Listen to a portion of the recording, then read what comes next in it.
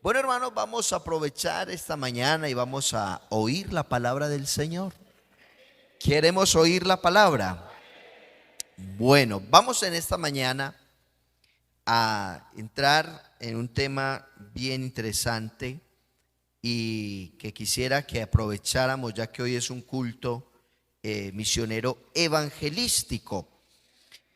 Y yo creo que nosotros, el objetivo nuestro y el de Dios, sobre todo, es que los hombres alcancen la salvación, que los hombres sean salvos, ¿cierto? Pero el único método para que el hombre alcance salvación es a través de el evangelio, ¿cierto? Pablo dice que a Dios le plació salvar al hombre a través de la locura del evangelio. El evangelio para algunos es locura, ¿cierto? Para nosotros es poder de Dios. Pero qué interesante en esta mañana que pudiéramos observar cuáles son las características del evangelio. Hay quienes están en el evangelio, uno porque alguien le habló y le pareció bonito. Entonces, como le pareció interesante y bonito, vino y siguió viniendo. Y ahí está. Pero no ha profundizado realmente en qué es el evangelio, en lo que es esto tan grande como es vivir y estar dentro de lo que es el evangelio de Jesucristo. Y para eso quiero que miremos las que son las características del evangelio y vamos a mirar lo que Pablo expresa en la carta a los Romanos capítulo 1. Si gusta, está en pie por un momento, vamos a entrar en esta mañana en detalle.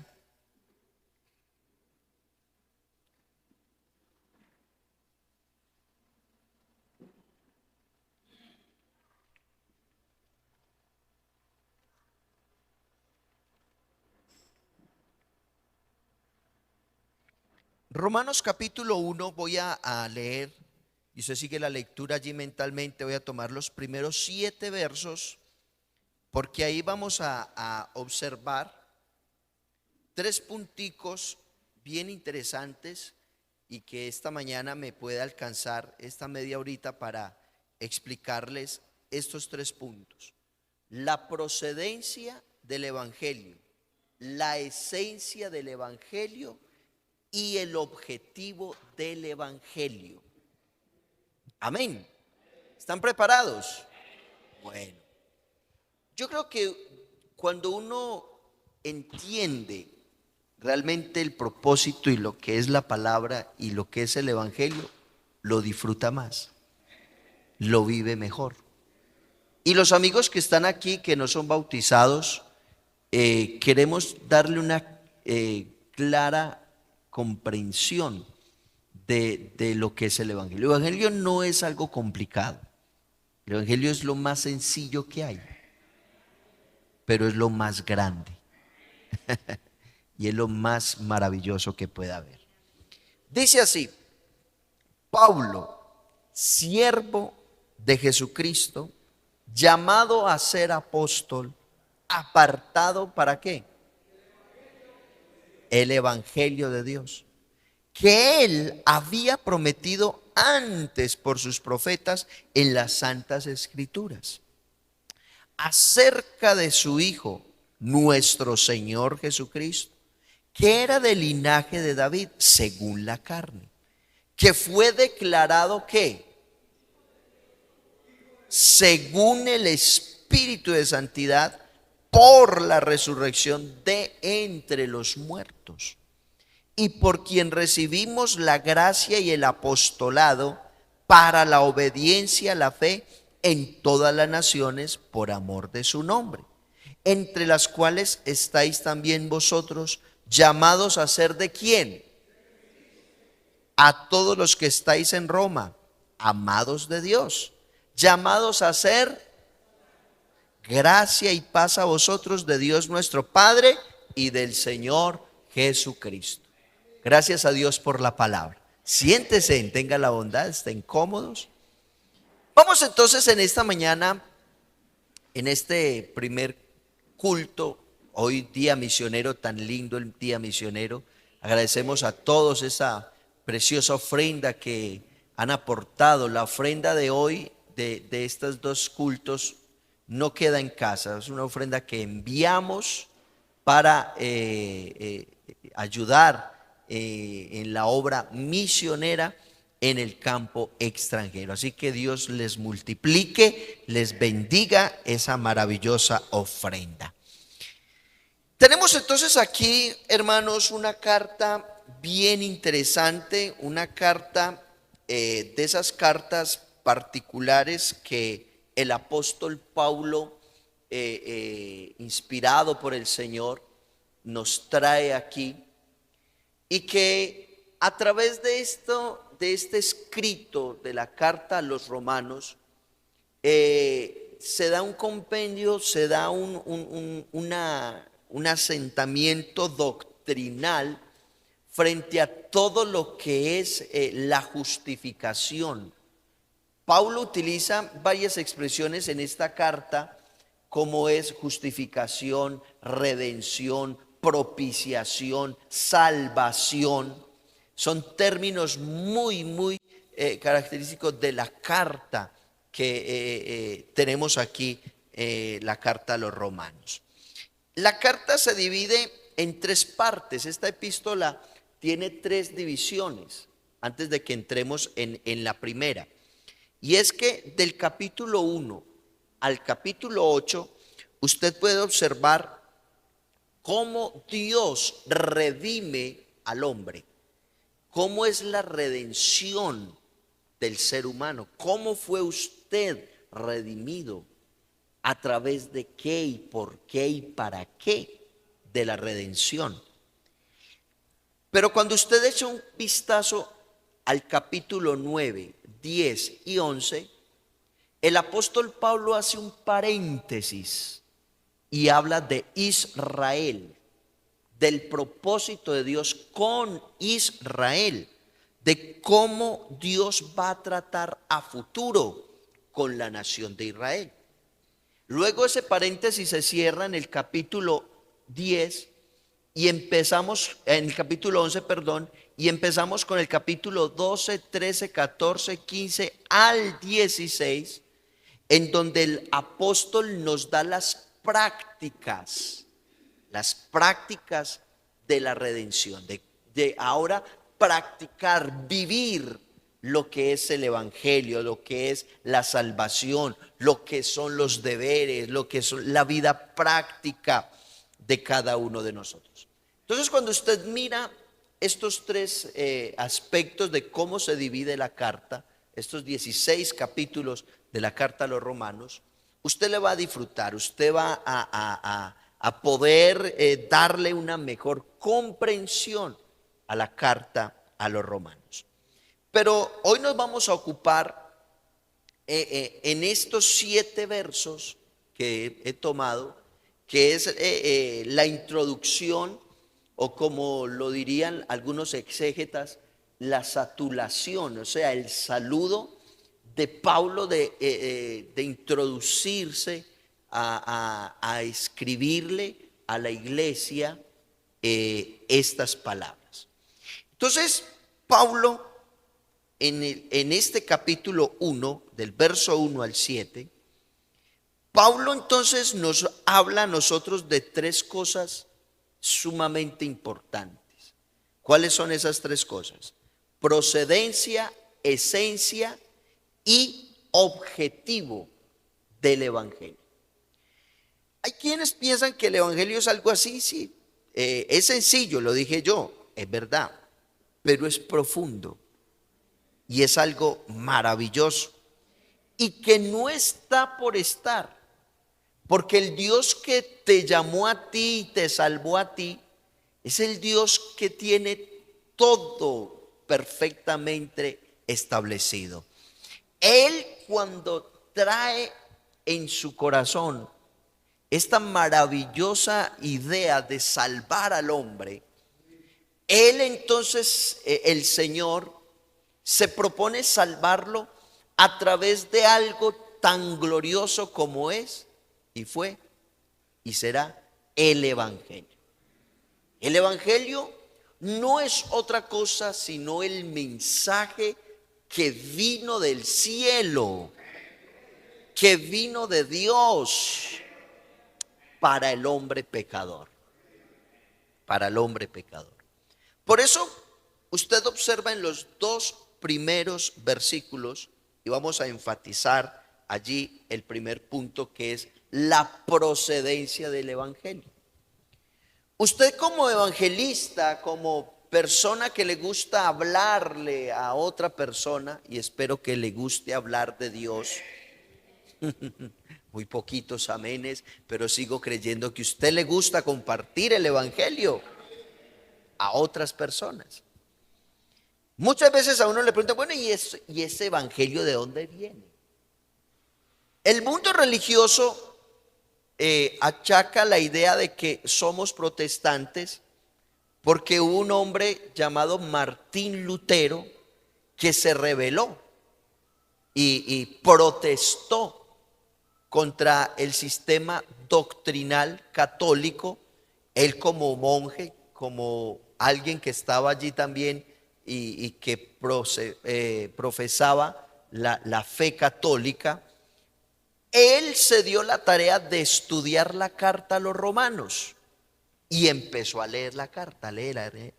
Y se dio cuenta que el hombre no es justificado por las obras que pudiese hacer, materialmente haciendo, o regalando, o entregando.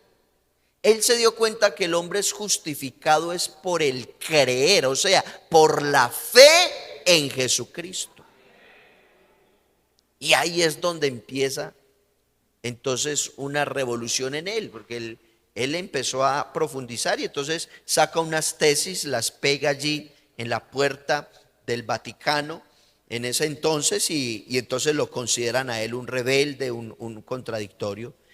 Pero nosotros no procedemos ni de Martín Lutero, ni de ningún reformador que pueda haber existido en la historia. Ni Juan Wesley, ni Juan Calvino, ni ningún reformador que pudo haber hecho algo en su época, haber escrito algo. Hermanos, nosotros, nuestro evangelio, nuestro mensaje es directamente de Dios. Por eso el evangelio tiene una eficacia y una eficiencia poderosa. El evangelio es eficaz y eficiente. Es suficiente para salvar, para obrar, para darle al hombre lo que el hombre necesita. Entonces observemos los dos primeros versículos. Pablo, siervo de Jesucristo, llamado a ser apóstol, apartado para el evangelio ¿de quién? Entonces, ¿de dónde viene el evangelio? De Dios. No hay otra raíz, no hay otro inicio, sino en Dios.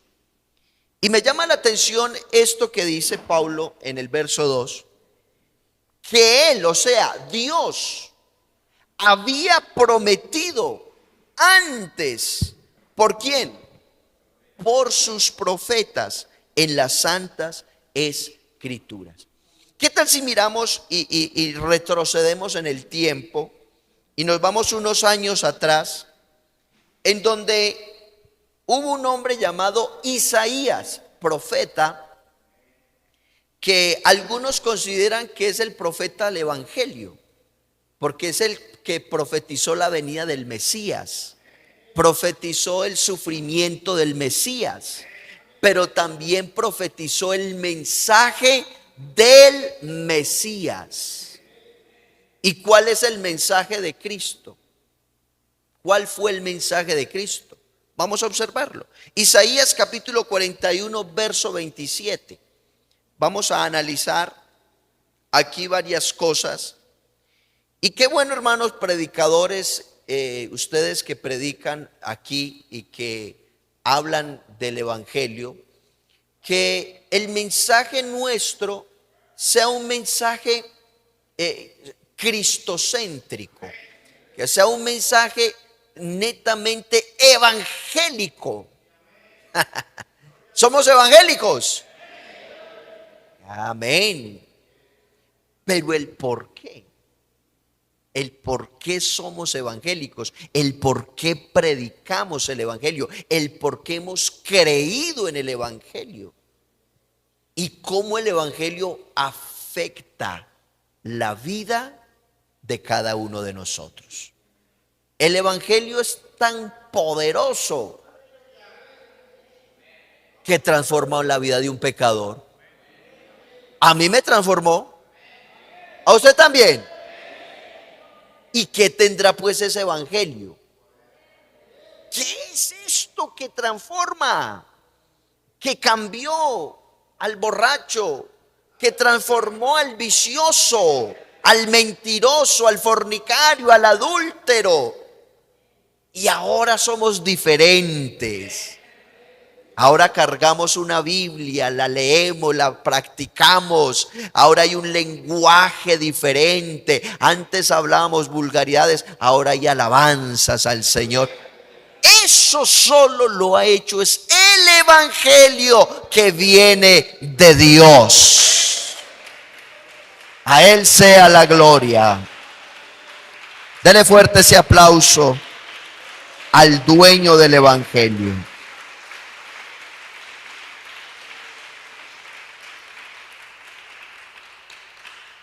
Entonces, mirando las profecías, mire tan lindo esto.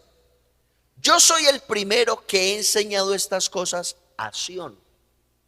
Y a Jerusalén daré un mensaje de ¿qué? De alegres nuevas. Esas alegres nuevas o nuevas de alegría o buenas nuevas no es otra cosa sino el evangelio. La palabra evangelio viene del griego evangelium, que significa buenas nuevas. Y yo creo que hablar de evangelio no es hablar ni de amargura, ni de tristeza, ni de melancolías. No, de eso está lleno el mundo. Pero cuando viene una persona que ha sido impactado por el evangelio, hermano, lo que tiene que haber es una buena noticia. Jesucristo sana, Jesucristo salva y Jesucristo llena con el poder del Espíritu Santo. ¿Y eso por qué lo decimos? Sencillo, porque de lo que sabemos, hablamos. De lo que hemos visto, testificamos. Y no podemos dejar de decir lo que hemos visto y oído, porque han sido cosas maravillosas. ¿A cuántos ha salvado el Señor? Y eso es lo que usted tiene que saber, hablar, testificar. Entonces aquí hay una profecía de parte de Dios. Y dice, y daré un mensajero de alegres nuevas. Pero vamos a ver quién es ese mensajero. Isaías capítulo 52, verso 7. Vamos a Isaías 52, verso 7. Mire qué lindo. Mire este versículo. Cuán hermosos son sobre los montes ¿qué? Los pies del que trae alegres nuevas. Diga conmigo, alegres nuevas. O sea, del que trae ¿qué? El evangelio. Del que trae alegres nuevas. Del que anuncia ¿qué? La paz. Del que trae nuevas de bien, del que publica salvación, del que dice a Sión, tu Dios reina. ¿por qué son hermosos esos pies? Por el mensaje que Él lleva. Pero este verso está apuntando es a los pies de Cristo, pero también nos involucra a nosotros, porque nosotros no somos portadores de malas noticias, somos portadores de la noticia más impactante, más poderosa, más profunda que pueda existir en la raza humana. Cristo vive, Cristo ha resucitado, no está aquí, Él ha resucitado. Es y será el mensaje más contundente. Hermano, esto de que Cristo vive es el sello de garantía de que hay poder. He dicho, hay poder en el nombre de Jesucristo. Alabanzas a Dios.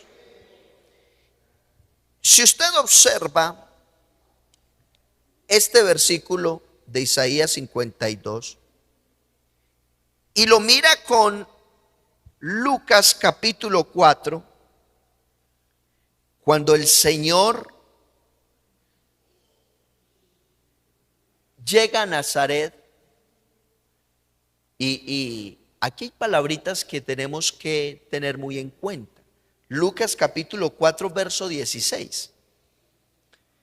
Mire lo que dice. Vino a Nazaret, ¿donde qué? ¿En dónde se crió Cristo? En Nazaret. Este versículo le sirve a usted para refutar la idea de que Cristo se fue a la India y que allá estuvo toda su adolescencia y su juventud aprendiendo de los maestros hindúes. Algunos dicen eso. Hay una doctrina por ahí, ¿cierto? O los gnósticos. Muy bien, enseñan los gnósticos. Pero Cristo no se fue para ninguna parte, sino que estuvo ¿en dónde? En Nazaret, donde se había criado. Aunque Él nació en Belén, pero se crió ¿en dónde? En Nazaret. Era la casa de sus padres, de María y de José. Entonces Él vuelve a Nazaret, donde se había criado. Y en el día de reposo entró en la sinagoga conforme a su costumbre. ¿Conforme a qué? Claro, es que Cristo fue judío. Y para los judíos, según la ley, para ellos tenían que separar un día especial. Y el día era el sábado. Entonces no había otro día donde el Señor iba a encontrar ¿a quién? A todas las personas, a todos los buenos judíos que guardaban la ley, que querían oír la ley. ¿En dónde le iba a encontrar? No en el mar, los iba a encontrar ahí junticos en el día de reposo, en la sinagoga. Y entonces Él llega allí y dice que y se levantó ¿a qué? A leer. Sigamos. Y se le dio el libro del profeta Isaías. ¿Casualidad? Y habiendo abierto el libro, halló el lugar donde estaba escrito. ¿Sería casualidad? ¿Qué? ¿Qué halló escrito? El Espíritu del Señor está sobre mí, por cuanto me ha ungido. ¿Para qué? ¿Para dar qué? Para dar buenas nuevas a los pobres. ¿A qué clase de pobres se habla ahí?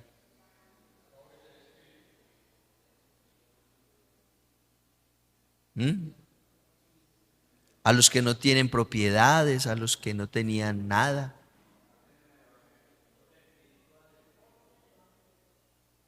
todo ser humano es un pobre. El que no tiene a Cristo está pobre. Y el que tiene a Cristo somos los más ricos. Aunque también la Biblia habla del pobre de espíritu, ¿cierto? Eso es otro tema. Pero dice a los pobres, me ha enviado a sanar a los quebrantados de corazón, a pregonar libertad a los cautivos y vista a los ciegos, a poner en libertad a los oprimidos, a predicar el año agradable del Señor. Eso es lo que encontramos en Isaías, la profecía del evangelio, de lo que Pablo dice que fue profetizado, que fue anunciado antiguamente, un mensaje, el evangelio, las buenas nuevas. Y enrollando el libro lo dio al ministro y se sentó, y los ojos de todos en la sinagoga estaban fijos en él, y comenzó a decirles: hoy se ha cumplido la escritura delante de vosotros. Así que el mensaje del evangelio que se profetizó estaba en carne y hueso delante de ellos. Por eso el evangelio, más que un mensaje, es Cristo el Señor. He dicho, es Cristo el Señor. Y todos observaron las palabras, y no solamente las palabras, a Cristo, porque daban buen testimonio de él y estaban maravillados de las palabras de gracia que salían de su boca, y decían: ¿no es este el hijo de José? Claro, porque lo distinguían desde chico, porque se crió allá. Era el que saltaba, el que brincaba, el que estaba por ahí jugando, y decían eso. Pero no profundicemos más en eso. Sigamos en Romanos 1:2. Entonces Pablo habla y dice: por sus profetas. Pero miremos otra profecía de este evangelio. Isaías 61, versos 1 al 3. Me encanta ese pasaje. Mire lo que dice Isaías 61 de la profecía del evangelio, de cómo se profetiza frente a este mensaje que no vino del hombre ni por el hombre, sino que vino directamente de Dios, del cielo, y lo trajo al hombre perdido, pecador. Tú y yo éramos ese hombre. El Espíritu de Jehová el Señor está sobre mí, porque me ungió Jehová. Me ha enviado a predicar buenas nuevas a los abatidos, a vendar a los quebrantados de corazón, a publicar libertad a los cautivos y a los presos apertura de la cárcel, a proclamar el año de la buena voluntad de Jehová y el día de venganza del Dios nuestro, a consolar a todos los enlutados, a ordenar que a los afligidos de Sión se les dé gloria en lugar de ceniza, óleo de gozo en lugar de luto, manto de alegría en lugar de espíritu angustiado, y serán llamados ¿qué? Árboles de justicia, plantío de Jehová. ¿No le parece maravilloso esto que el Señor anunció y profetizó a través de Isaías, de este glorioso mensaje que son las buenas nuevas, que es el evangelio? Y el evangelio a ti y a mí nos ha transformado y nos dio una orden a los afligidos. Ahora se les dice que se vistan de gloria en lugar de ceniza, óleo de gozo en lugar de luto. Hermano, estamos aquí para celebrar fiesta de alegría. Yo no entiendo por qué hay creyentes que se dejan achicopalar, perdóneme la expresión de achicopalamiento, o de entristecerse y dejarse llevar de tantas situaciones que la vida les trae. Pero hermanos, usted fue vestido de fiesta. ¿Por qué? Porque fuimos salvos. Estamos siendo salvos y seremos salvos porque tenemos el evangelio y hay un manto de alegría en lugar de espíritu angustiado. Somos el plantío de Jehová, el cual está siendo alimentado por la buena agua que es la presencia del Señor. Alabanzas a Dios, alabanzas a Dios. Por eso este evangelio viene del cielo, no viene de otra parte sino del cielo. La esencia del evangelio, ¿cuál es la esencia? Versos 3 y 4.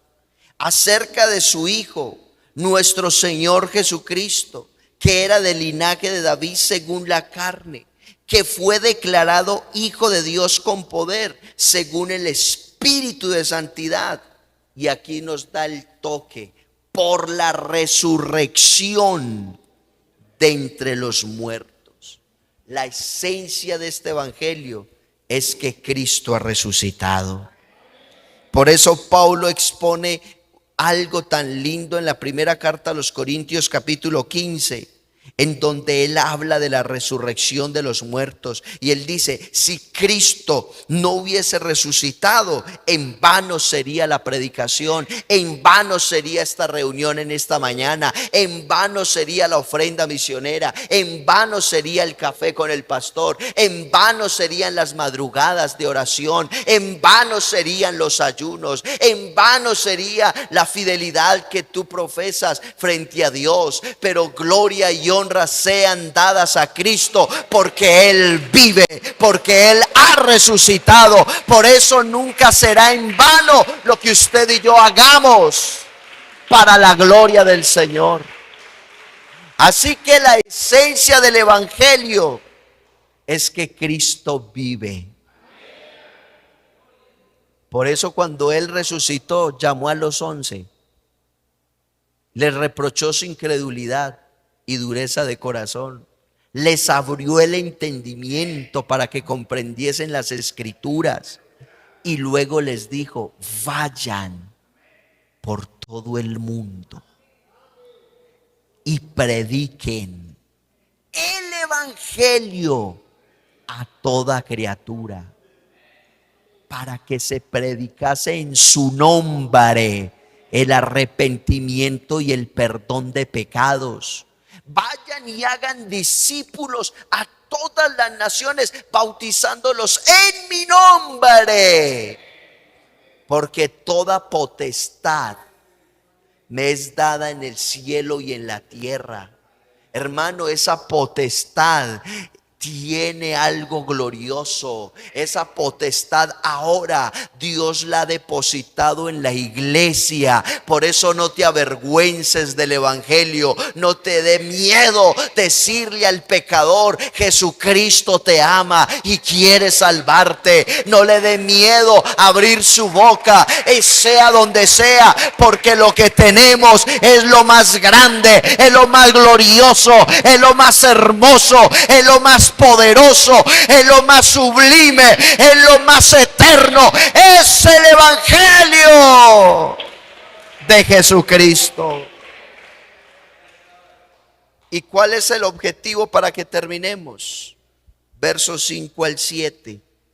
Y por quien recibimos la gracia y el apostolado para la obediencia. ¿Cuál es el objetivo de esto? Ser obedientes a la fe, entre las cuales estáis también vosotros. Otro punto: a ser llamados ¿de quién? De Jesucristo.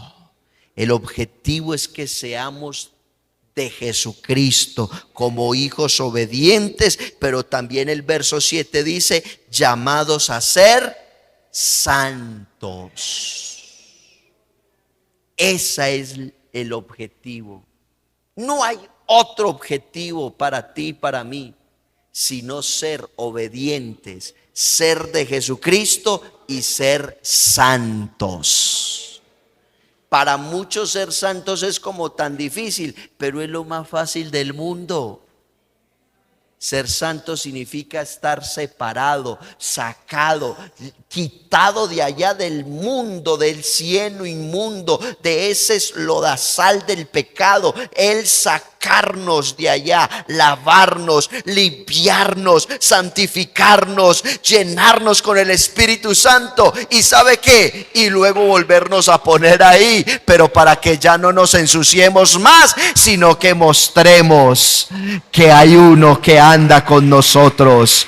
No puedo estar solo si Jesús me guía, cual mi compañero y mi director. No puedo estar triste yendo cada día, siempre al lado del Señor. Póngase en pie y dele fuerte ese aplauso al que le dio salvación, al que le dio el evangelio, al que lo llenó con el poder de Él, al que le ha dado buenas nuevas, al que nos ha vestido de alegría, de gloria, al que cambió el luto en gozo. Se llama Jesucristo. ¿Alguien le puede brindar un aplauso realmente al que ha hecho esto? Este evangelio es glorioso, es bendito, porque vino del cielo. Levante su mano en esta mañana. Y si usted, amigo, todavía no ha recibido este evangelio, recíbalo. ¿Y cómo se recibe? Abriendo su corazón y mirando que usted sin Dios no es nada y nada puedes hacer. ¿Quieres ir al cielo? Tienes que aceptar el mensaje que vino del cielo, el evangelio. Quiero orar por ti. Levanta tu mano, cierra tus ojos y vamos a decirle gracias por este evangelio, por este mensaje de salvación que has traído a este mundo. Ayúdame a vivirlo, a disfrutarlo, a guardarlo, a poder yo ser mejor para ti, amado Dios. En el nombre de Jesús, bendice a los amigos. Revélales este evangelio, esta palabra. Redarguye, llama, toca a cada corazón en el nombre del Señor.